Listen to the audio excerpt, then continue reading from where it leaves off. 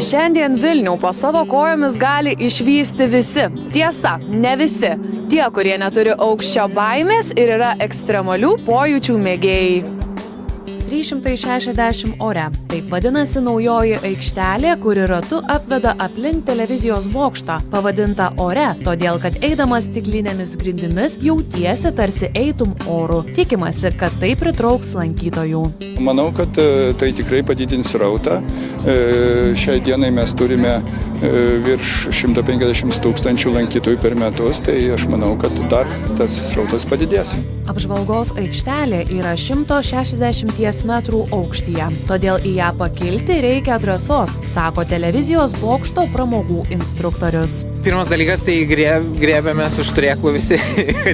Palaukit. Biški, truputėlį nejauku tikrai pradžiai. Ir man, aš netgi pasižiūrėjau į apačią, man irgi kojas linksta. Bet praeina šiek tiek laiko, apsipranti. Instruktorius turi dar vieną svarbų patarimą lankytojams. Drabužiai lipant į aukštai esančią aikštelę turi būti patogūs. Patogiai apsirenkite. Patogiai, kad nemaišyt rūbai, sportiški gali būti. Ir vis tiek dabar pavasaris, dar saulė nėra tokia šilta. Truputėlį pastebėjo, čia vėsiau yra truputėlį. Tai ir šilčiau apsirenkite.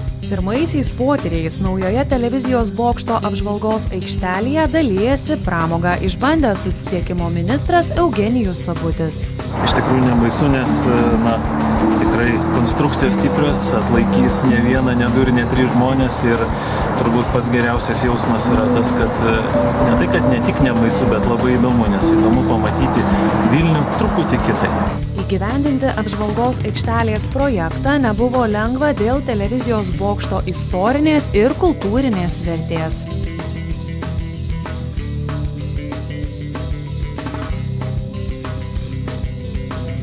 Įgyvendinti apžvalgos aikštelės projektą kainavo 200 000 eurų. Norint patekti į aikštelę, suaugusiam reikia sumokėti 31 eurą.